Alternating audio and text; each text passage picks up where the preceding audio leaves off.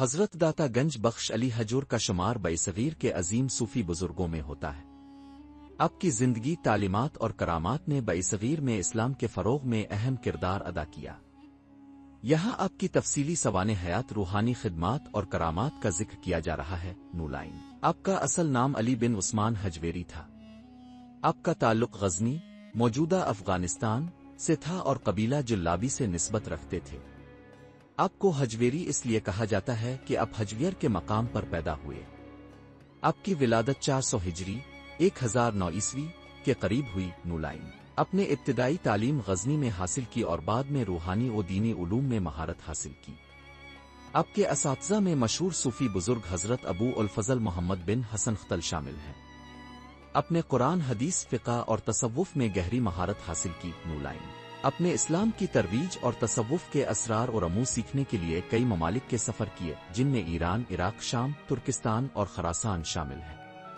اپنے وہاں کے صوفیہ اور علماء سے ملاقاتیں کیں اور اسلامی تعلیمات کو مزید گہرائی سے سمجھا۔ نولائن اللہ کے حکم اور روحانی اشارے پر اب لاہور تشریف لائے، جو اس وقت ہندو راجاؤں کے زیر اثر تھا۔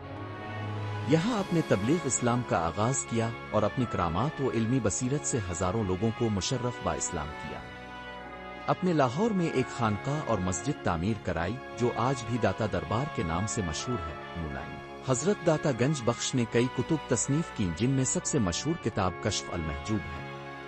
یہ کتاب تصوف پر لکھی جانے والی پہلی فارسی کتاب ہے، جس میں تصوف کے اصول، اولیاء اللہ کے حالات اور روحانی رازوں کا ذکر کیا گیا ہے۔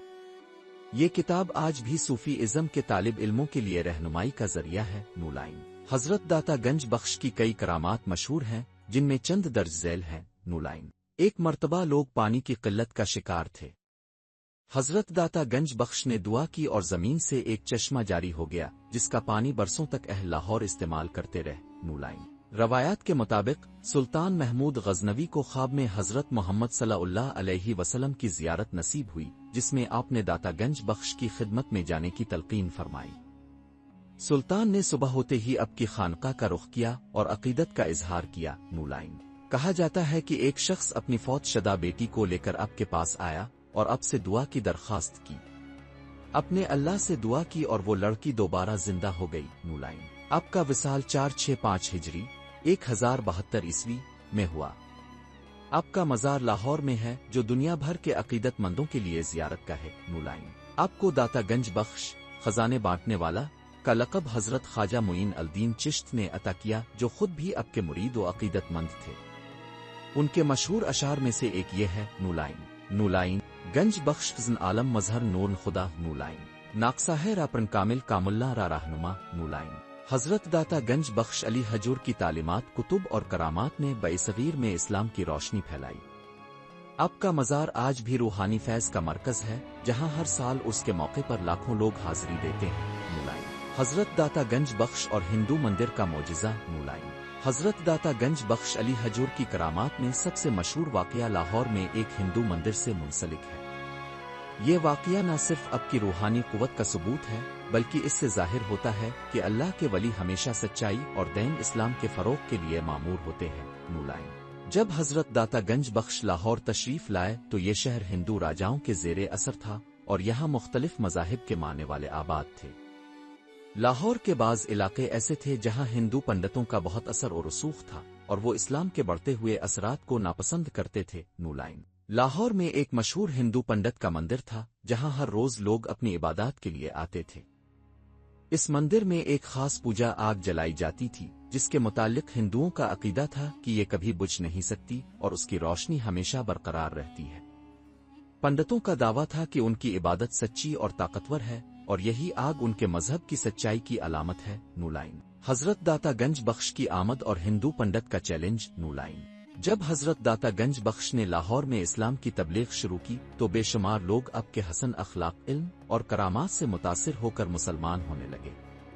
یہ صورتحال ہندو پنڈتوں کے لیے قابل برداشت نہ تھی، کیونکہ وہ اپنی برتری قائم رکھنا چاہتے تھے۔ نولائن ہندو پنڈتوں میں سے ایک، جو بہت متکبر اور اسلام کا سخت مخالف تھا، آپ کے پاس آیا اور کہا: نولائن اگر تم واقعی اللہ کے ولی ہو اور تمہارا دین سچا ہے تو میرے مندر کی ہمیشہ جلنے والی آگ کو بجھا کر دکھاؤ۔ اگر تم ایسا کرنے میں کامیاب ہو گئے تو ہم تمہیں سچا مان لیں گے نولائن۔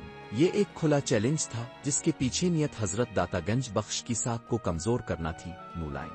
حضرت داتا گنج بخش مسکرائے اور فرمایا، نولائن، آگ کو جلانے اور بجھانے والا صرف اللہ ہے، اگر وہ چاہے تو تمہاری آگ بجھا دے گا نولائن۔ یہ کہہ کر آپ نے اپنا دست مبارک اٹھایا اور اللہ تعالیٰ سے دعا کی، نولائن، اللہ، اگر میرا دین حق پر ہے اور میں تیرے سچے ولیوں میں سے ہوں تو اس آگ کو بجھا دے تاکہ تیرے سچے دین کی حقانیت ظاہر ہو جائے نولائن۔ جو ہی آپ نے دعا مکمل کی وہ آگ اچانک بجھ گئی۔ مندر میں ایک دم اندھیرا چھا گیا اور پنڈت حیرت میں پڑ گئے۔ وہ اپنی تمام کوششوں کے باوجود آگ کو دوبارہ نہ جلا سکے۔ یہ منظر دیکھ کر کئی ہندو پنڈت اور وہاں موجود افراد آپ کے قدموں میں گر گئے اور اسلام قبول کر لیا نولائن۔ یہ معجزہ نہ صرف حضرت داتا گنج بخش کی روحانی قوت کا ثبوت تھا بلکہ اس نے ہزاروں لوگوں کے دلوں میں اسلام کی سچائی کو بٹھا دیا۔